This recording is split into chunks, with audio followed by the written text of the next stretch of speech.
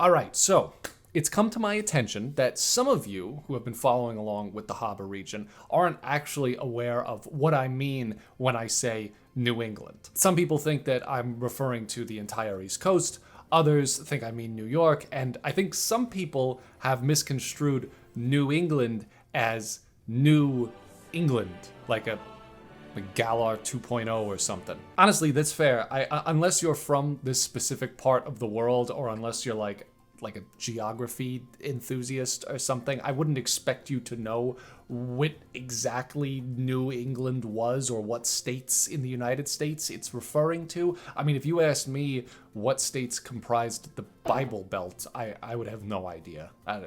Kentucky? Arkansas?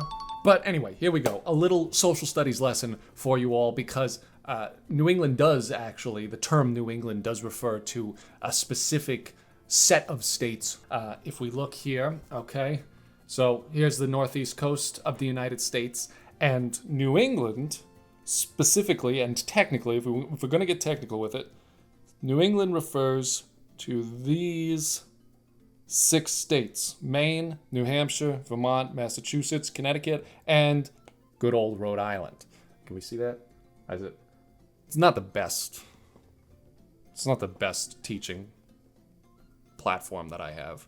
That was loud. These were some of the first colonies to be settled by the English when they first came over here in the 17th century, hence New England, and, birthplace of the American Revolution, all that great stuff. Of course, obviously, white people weren't the first humans to live in this part of the world. There were a ton of indigenous tribes that were here long before the Mayflower, such as the Penobscots and the Mohegans and the Narragansetts. Yeah, they were all here way before the English settlers, and they're still here now.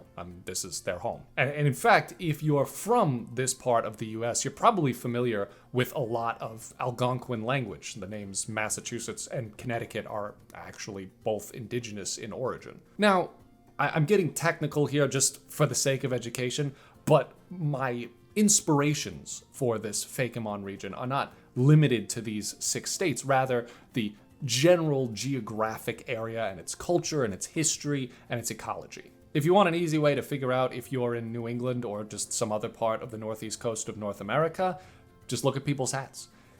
If they're wearing one of these, you're in New England. If they're wearing anything with something like this on it, you're either south of Connecticut or there's an away game at Fenway Park and someone's about to get their ass beat. Whoa! Yankee with brim! It's because I love this little corner of the world so much that I decided to create the Harbor region.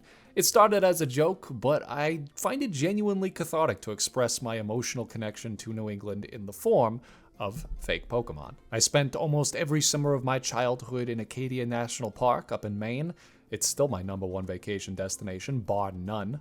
I went to college in Boston, where I met my wife and my closest friends. We created subjectively together in our crappy apartment on Huntington Avenue using recording devices that we borrowed from our school. And together, Claire and I purchased our first ever home right here in Rhode Island. This home. The home that is currently encircling me right now.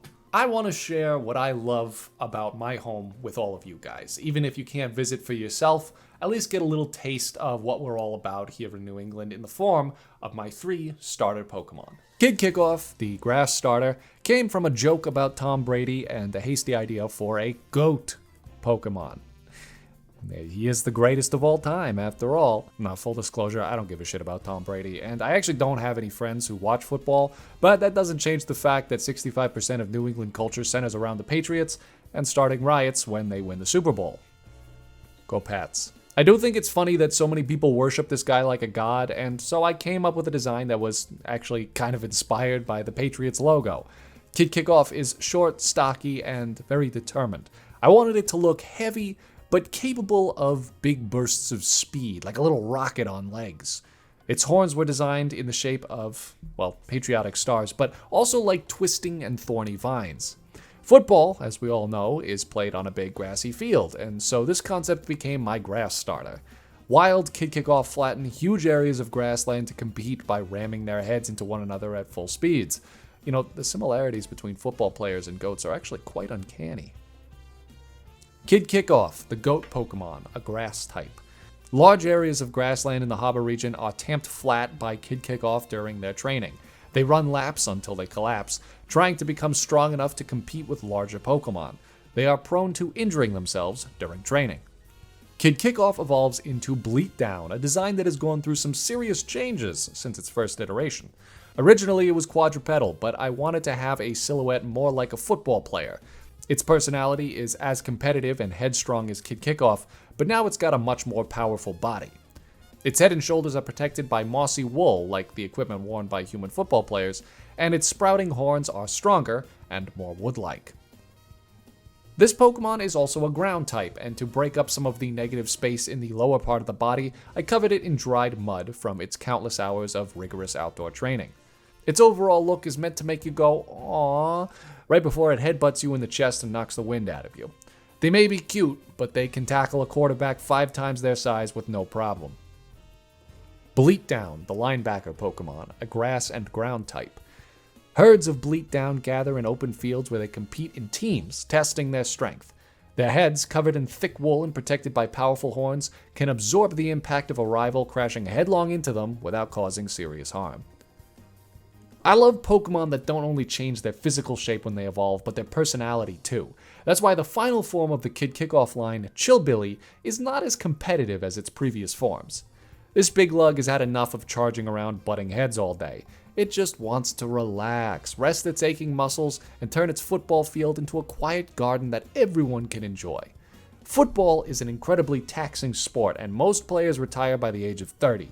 Some can't handle a life without the action, but the character of Chillbilly is one that has accepted that such a hyperactive lifestyle just doesn't suit them anymore, and it's happy with that. This isn't to say that Chillbilly isn't strong. It certainly is. I wanted to make sure that this came through clearly, so I gave it a hulking body with large, curling horns. Originally, I didn't love the design that I made for this Pokemon, but after very few changes, I've managed to revamp it so that I feel 100% confident that it won't need any major alterations in the future. Can't say the same for all of the designs in this video, though. Chillbilly, the mellow Pokemon. Chillbilly use their horns to gouge deep furrows in the soil. Farmers use these to plant crops, and Chillbilly will tend to them as they grow. These Pokemon have a pleasant disposition, and a whiff of their mossy wool has a calming effect on anyone nearby.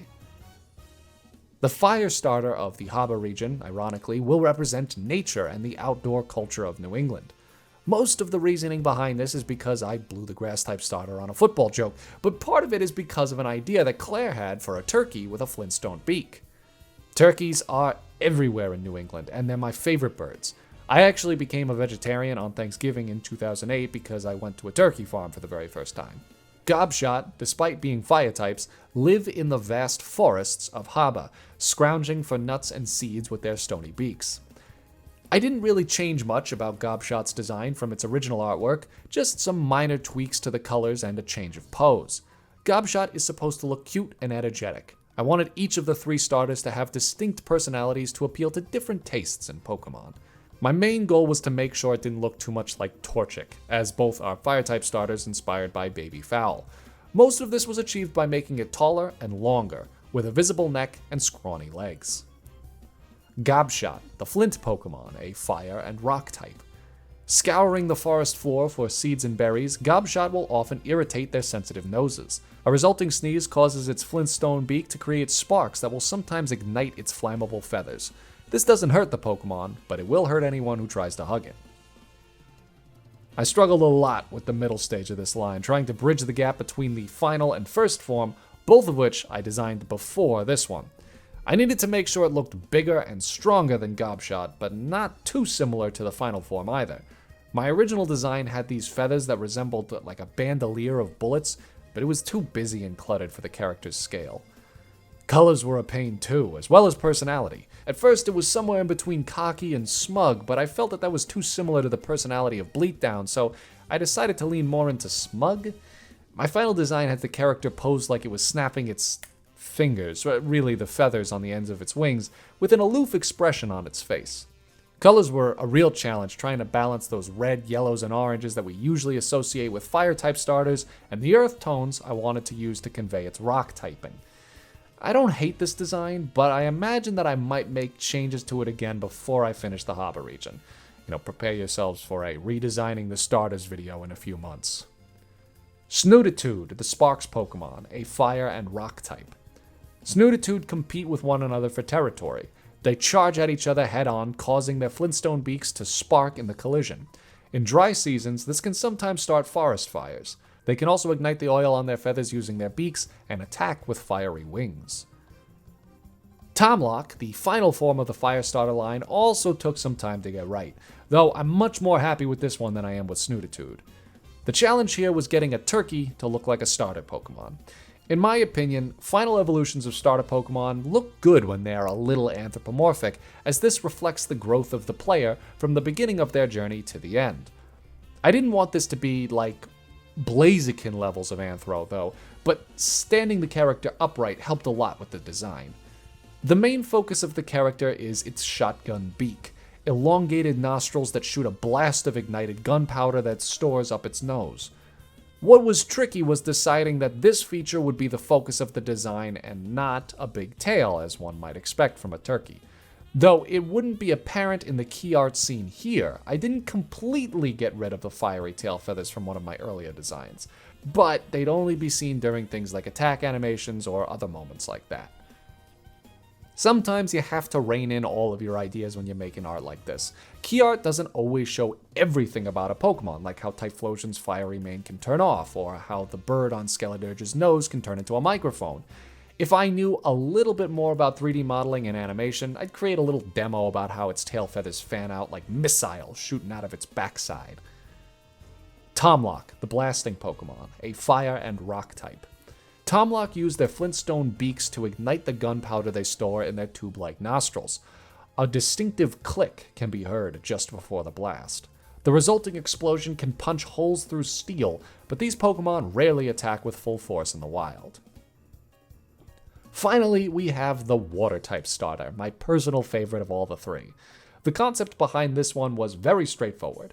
In New England, we get crabs. Lots of them. Shrimps and lobsters too, and I love these crusty creatures. It's probably a surprise to no one that I designed a crab water starter for my New England Fakemon region. It's really as shrimple as that. No, I'm just kidding. I integrate a secondary concept too, but it doesn't really show up visually until the later forms of this evolutionary line. If you remember Shrimple's original design, you'll see that I didn't really change it much. I tried to, but it's kind of perfect. The only thing I really changed was the texture rendering and the final colors. Texture is a big part of convincing looking Fakemon design. If you want to add a little dimension to your own Fakemon artwork, all the brushes I use in this video are available for purchase on our Gumroad. The Poketo brush pack was custom made by Claire to replicate the Pokemon official art style. If you want to expand your artist's arsenal and help support the channel, click the link in the description and grab some of our brushes to help you make art like mine. Shrimple, the Pinchy Pokemon, a water type. Shrimple are a great Pokemon for young trainers, as they are easygoing and intelligent. They can, however, be hard to motivate. They prefer relaxing at the bottom of the sea floor to any kind of fighting, and they will lose interest quickly if they get bored. Shrimple's evolved form, Snipster, changed a lot in personality from its original design. My first iteration of this character was sulky and generally unhappy. However, I realized that with this look, all of my second stage starters had half-shut eyes and looked like they had very similar moods. So I changed it from a moody hipster to a manic hipster, a very sensitive little artist that could have its spirits crushed the minute someone says they don't like their art. This is where the secondary concept for the Shrimple line comes into play. I will forever associate Boston with the beginnings of my art career. The Northeast Coast in general has many places where young artists start their journey, and I want to pay homage to that with these designs. Developmentally, Snipster is in its college phase. It loves to create, but tends to stay in its comfort zone and does not like when people criticize its work. But when it's in the mood, it will express itself through visual arts and other forms of creativity, even though some people might find it a little annoying. Snipster, the soft-shell Pokemon, a water and bug type. Snipster are energetic but very sensitive. They use their sharp claws to snip patterns into kelp fronds. If anyone criticizes their work, they will retreat to the bottom of the sea to sulk. When inspiration strikes again, they will snap out of their bad mood and begin to create again with fervor. The final form of this line, Meracostra, is very indulgent. The decision to make it humanoid was, as I said before, to reflect the growth of a player from the beginning to the end of their journey. I wanted it to lean more to the feminine side, but still mostly androgynous, as another part of what I love about New England is how many safe places there are for members of the LGBTQ community, and for just people who want to express themselves regardless of gender norms. Meracostra is not just the strongest of its evolutionary line, it's also the most mature. It can handle criticism and is confident in what it does, regardless of what other people say. However, it has no tolerance for people who enjoy putting others down. Only good-natured trainers can bring out the true beauty of Meracostra. Its visuals are that of an elegant but athletic dancer, with 6 limbs including 2 oversized claws that can grab and punch with surprising strength. And its colors were inspired by one of my favorite animals, the blue claw crab. I used to catch these all the time with my grandpa off of his dock as a kid. I found them so beautiful, especially the red markings on the tips of the female's claws. And yeah, it's shiny as a red lobster. I don't love the idea of implying that Meracostra was boiled until all but the red pigments in its shell were obliterated, but I do like the colors, and I think most people associate red with crustaceans, even though most of the ones we eat are not that color when they're alive. Meracostra, the blue claw Pokemon. Meracostra loves to perform, but only in front of audiences it deems worthy of its talent and grace. It despises anyone cynical, judgmental, or cruel. In battle, it combines an elegant style of dance with a flurry of kicks and strikes from its claws. This is just the beginning, guys. I have tons of other ideas for a New England-inspired Fakemon region, and some of them I've already designed. If you like these guys, be sure to check out my other Harbor region videos and keep an eye out for more in the future. Also, I forgot to put this in the script, but I want to just throw something at the end here. We are hosting a little contest for anyone who likes to design Fakemon of their own. If you remember, we've done a bunch of videos about fixing our least favorite Pokemon designs. I know people don't like when I say fixing, but that's what we're calling it. And now we are opening the floor to all of our fans to submit your least favorite Pokemon designs and the changes you would make to them so that you would like them more. All of the specific rules and stipulations and everything are in our Discord. The link for the Discord is in the description. I'll also put a link to the specific contest and everything like that down there as well. Be sure to read the rules carefully. The deadline is at the end of November, the November 30th, so be sure to get your submissions in by then and expect that video sometime in December. Thank you so much to our Patreon supporters and channel members. You guys keep this channel going, so my thanks comes not only from myself and Claire, but from all of our fans as well. If you want to help support our channel, consider donating on Patreon or becoming a channel member. Members gain access to exclusive videos, and print tier supporters on Patreon get little gifts in the mail every month. For now, I hope this video made your day a little bit more enjoyable. Stay curious, and I'll see you in the next one.